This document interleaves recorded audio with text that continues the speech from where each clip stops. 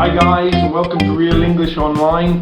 My name's Liam, and today we're back with the ECPE exam, and this time it's a survival guide for your speaking. Alright, so there are lots of videos that we've already released that go through each part of the speaking step by step.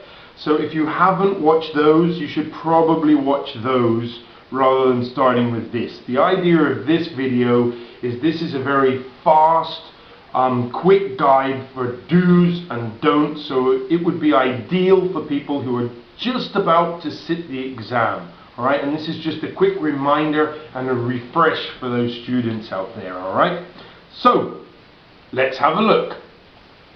Part 1 of the exam. Alright, so this is your these are the basic questions where you're kind of warming up a little bit.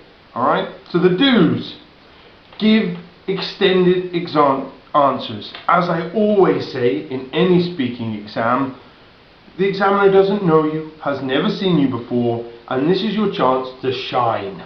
Alright, so you have to tell and show the examiner that you're prepared and willing and enthusiastic to speak the language. If you do this, you'll be doing well. Give extended answers. So no one-word answers, and if he says, why are you learning English? Try and say a couple of reasons perhaps why you're learning English. Extended answers, because this shows your grammar, shows your vocabulary, and shows basically what you can do. Answer the question. Now this sounds really obvious, but let's face it, we're all stressed when we do exams, and sometimes we mishear questions. So if you think there's any chance that you have misheard the question, just ask the examiner, sorry, could you repeat that please? You don't lose marks for that. The don'ts. Quite simply here in part 1, it's not rocket science. Don't give short answers, or especially one-word answers. Alright, moving on to part 2, where you've got a lot more to think about. So in this part of the exam, this is where you are summarizing your options to your partner. Alright, so here are the things you should be doing. First of all, change the words and use your own vocabulary wherever possible. Now in this exam, they're looking for what they call language independence, which means you don't need to use the vocabulary so much in the points. You can use your own words. Now there's a trick to this. Sometimes it's very difficult to change the words because they've used the best word, and changing the word will make the sentence sound strange or awkward even. And again, this is the skill, so you've got to know when to change the word and when to leave it and perhaps change the grammar instead. So, but bear this in mind. Rearrange the points if necessary. Again, you've got, remember, 6 advantages and 1 disadvantages. Well, that'll be 6 actually. My maths isn't a strong point. 6 advantages and 1 disadvantage. And sometimes you'll need to change the order of these points because it makes logical sense to put some of them together, and it'll also help you summarize them more quickly and efficiently. You get good marks for this. Relate the points to the topic. Now this is also very, very important, because let's say you're choosing the best person for a job. When you're giving your advantages, you should also mention this and relate it to the topic. This is very important considering we're choosing him for this position. You know, you need to do that. It makes it more realistic and again more persuasive. Use linking words to highlight points. Now this is a cheating way of telling your partner that you're changing points. A lot of the time when one candidate is speaking, the other one will definitely be taking notes. And the tricky thing for that person is finding out when they've changed point. But if you're using expressions such as although, another important thing, we should also bear in mind, these expressions, you're telling the other person, hey, I'm changing point, which makes it really easy for them and also makes your summary very, very organized and very, very clear. So you get good marks here. After you summarize your options, ask your partner what they prefer. So you've summarized your options, you should ask your partner, so which of my 2 candidates or my 2 options which of my options do you prefer? to give them a choice. So they're the do's. The don'ts. Add your own information. A common mistake.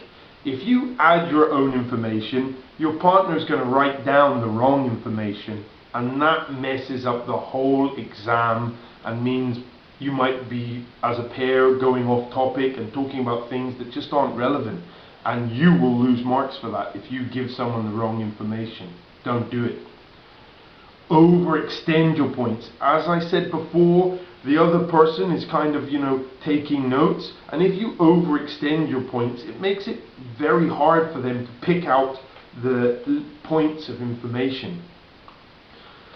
Copy words from your partner all the time. Now, it's natural, maybe you're working with someone who's better than you, and they're using very good vocabulary, so you're going to steal a couple of words. This is kind of natural when you speak a language, but if the examiner suspects that you're only taking words from them and just copying and repeating what they're saying, you're going to lose marks for that, so be mindful here.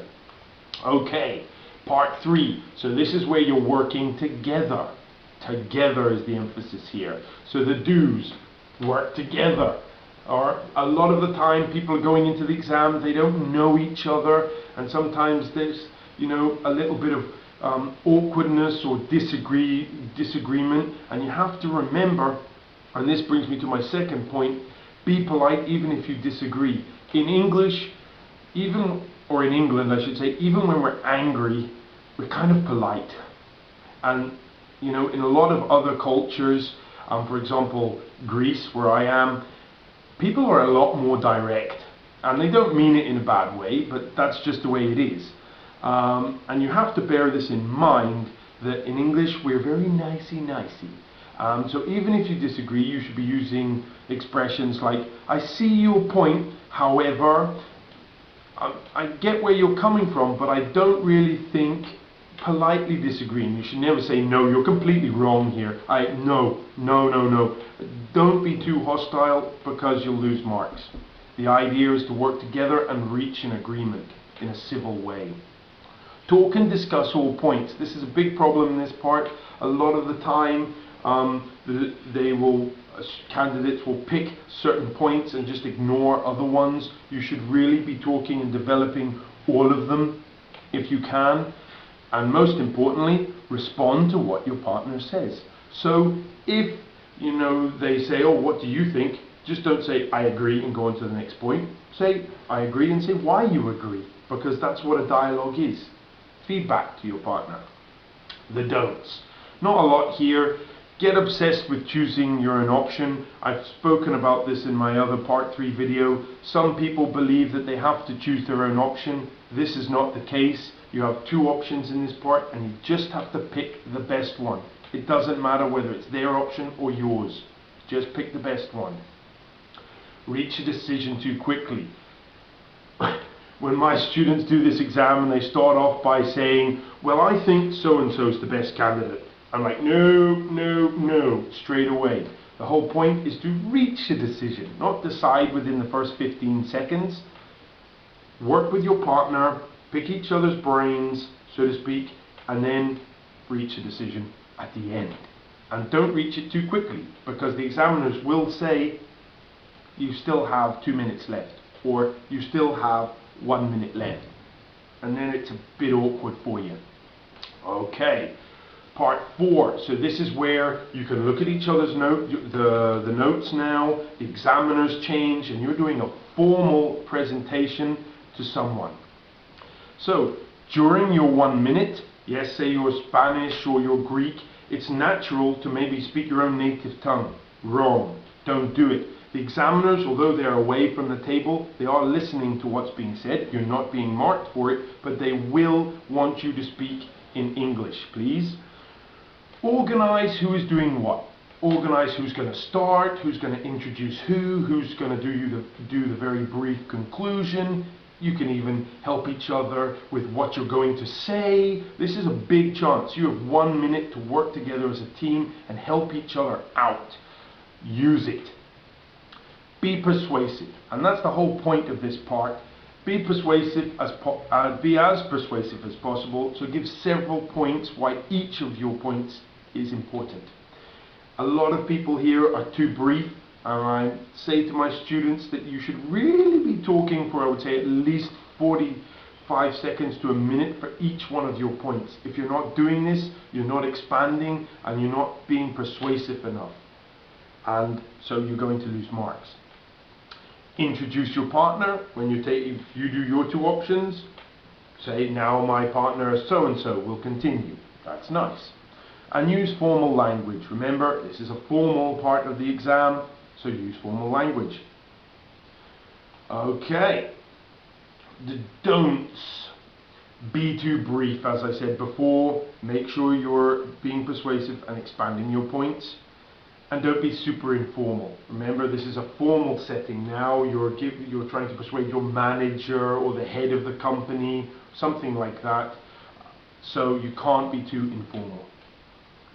Last part. So this is where the person who you were trying to persuade is going to try and find problems with the options you have chosen. So respond to what the examiner says. He may say, yes, you've said this, that's a very good point. However, don't you think this is a problem? You should be responding to this. Say, yeah, we did actually think about that, and we decided that it's not going to be a problem for the following reasons. Bam, bam, bam, and give a couple. And that's my second point here. Provide as many reasons as possible as to why this won't be a problem. And the more reasons you can provide, and the better they are, the more persuasive and solid your argument is going to be, and the higher your marks are going to be in this area of the test. Don't say, I don't know. That's the worst answer ever. And also be prepared for some tough questions in this part. They will try and catch you off guard. And that's it, guys. That is my survival guide to the speaking. So, if you like the video, subscribe, and good luck in your speaking test. I love this exam. Bye for now.